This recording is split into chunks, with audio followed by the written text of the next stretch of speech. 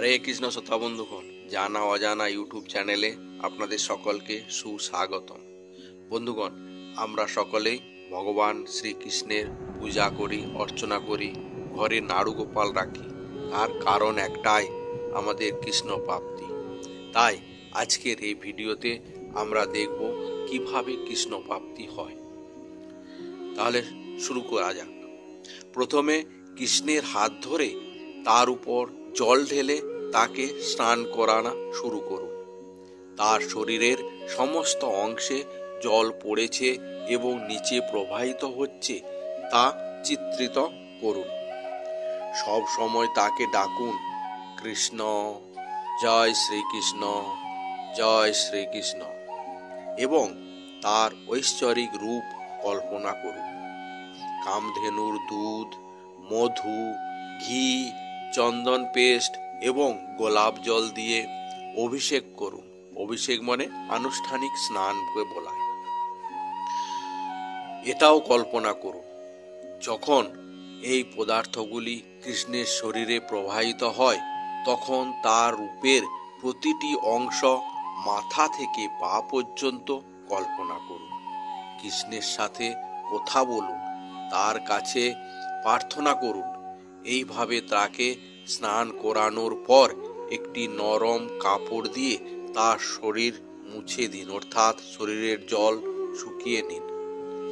তার কোমরে একটি হলুদ রেশমি কাপড়, যেটাকে পীতাম্বর বলা হয়, তা দিয়ে ঢেকে দিন।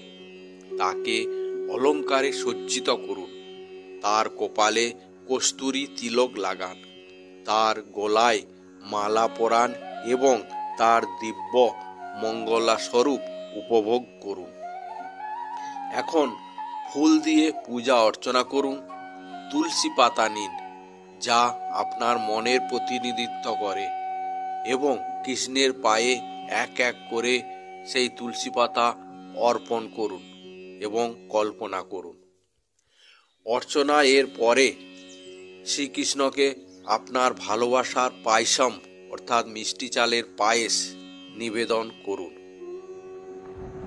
আপনি যে কৃষ্ণের জন্য আরতি করছেন, অর্থাৎ প্রজ্বলিত প্রদীপ, এমন হতে পারে প্রজ্বলিত কর্পূর জ্বালাচ্ছেন, শেষ পর্যন্ত কল্পনা করুন যে আপনি যে কৃষ্ণকে প্রদক্ষিণ করছেন, সব সময় তার কাছে প্রার্থনা করতে থাকুন। চাঁদে আপনার প্রিয় কৃষ্ণের মুখ দেখার জন্য চেষ্টা করুন, বা কল্পনা করুন যে চাঁদটি কৃষ্ণচন্দ্রের মুখ। বায়ু প্রবাহিত হওয়ার সাথে সাথেই অনুভব করার চেষ্টা করুন যে এটি আমার প্রিয় কৃষ্ণের মৃদু স্নেহ। জলের মধ্যে তাকান এবং সেখানে আপনার প্রিয় কৃষ্ণের হাস্যোজ্জ্বল মুখটি কল্পনা করুন। আপনার প্রিয় কৃষ্ণ আপনাকে কাছে ডাকছেন, আপনাকে আলিঙ্গন করছেন, আপনাকে আদর করছেন, আপনাকে আশীর্বাদ করছেন, এবং তারপরে মেঘের মধ্যে লুকিয়ে পড়ছেন এবং কিছুক্ষণ পরে আবার বেরিয়ে আসছেন। এই ধরনের কল্পনার দ্বারা আপনি আপনার নিজের কৃষ্ণ ভক্তির গভীরে আরো গভীরে যান। আপনি আপনার হৃদয়ে শ্রীকৃষ্ণের মোহনীয় রূপ ধারণ করুন। আপনি আরো বেশি করে ভক্তি করুন এবং আপনি শ্রীকৃষ্ণের আরো কাছে যান, যিনি আপনার হৃদয়ে পরমাত্মা হিসাবে বাস করছেন। শ্রীকৃষ্ণের কাছে ক্রন্দন, অর্থাৎ কান্নার মধ্যে মনকে সম্পূর্ণরূপে একমুখী করার ক্ষমতা রয়েছে। গোপিকা এবং মীরাবাইয়ের মতো মহান কৃষ্ণ ভক্ত হন। আর মহান কৃষ্ণ ভক্তরা সেটাই করেন।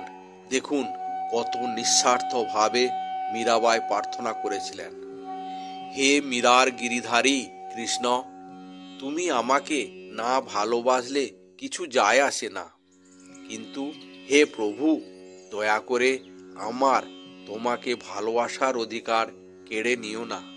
ঠিক এইভাবেই নিজের মনকে প্রতিষ্ঠিত করতে হবে। তার প্রার্থনা করত এবং কাঁদত, যা তাদের সমগ্র সত্তা অবিরাম প্রার্থনার অবস্থায় রূপান্তরিত হয়। তারা শ্রীকৃষ্ণের উপাসনা করত থাকত যতক্ষণ না তারা দৈব প্রেমের শিখায় সম্পূর্ণরূপে নিঃশেষ হয়ে যায়। তারা নিজেরাই নৈবেদ্য হয়ে ওঠে। একবার আপনি নিবেদন হয়ে গেলে, একবার আপনার সমস্ত সত্তা অবিরাম প্রার্থনার অবস্থায় হয়ে গেলে, তারপর যা অবশিষ্ট থাকে তা আপনি নন, বাকি আছে কৃষ্ণের প্রেম। প্রার্থনা এই অলৌকিক কাজ করতে পারে, কান্না এই কৃতিত্ব সম্পন্ন করতে পারে। তাই কৃষ্ণের কাছে প্রার্থনা ও কান্নার চেয়ে ভালো কৌশল আরও কিছু নেই। প্রার্থনায় হৃদয় গলে যায়। প্রকৃতপক্ষে দুর্ভাগ্য তারা যারা কৃষ্ণের কাছে ক্রন্দন করাকে দুর্বলতা মনে করে। এটা তো জানেন যে মোম গলে যাওয়ার সাথে সাথে একটি মোমবাতির শিখা কেবল উজ্জ্বল হয়ে জ্বলতে থাকে। কৃষ্ণের কাছে কান্নার মাধ্যমে একজন শক্তি লাভ করে। এই অশ্রু মনের অসুচিতা দূর করে। এমন কান্না মনকে সহজে কৃষ্ণের স্মরণে মগ্ন করে তোলে। কৃষ্ণের জন্য কাঁদতে হবে। আপনাকে কামুক আনন্দের প্রতি বিচ্ছিন্নতা বিকাশ করতে হবে। কেউ যদি আপনার সারা শরীরে লঙ্কার পেস্ট মাখিয়ে দেয়, তাহলে ভাবুন যে আপনি জ্বলন্ত আগুন থেকে বাঁচতে কি কি উপায় করতে পারবেন বা কিভাবে লড়াই করবেন। একই তীব্রতার সাথে কৃষ্ণকে দেখার জন্য, তাকে পাওয়ার জন্য আপনাকে চেষ্টা করতেই হবে। আপনার সেই দৃষ্টিভঙ্গির জন্য কাঁদতে হবে, এক মুহূর্তও নষ্ট না করতে।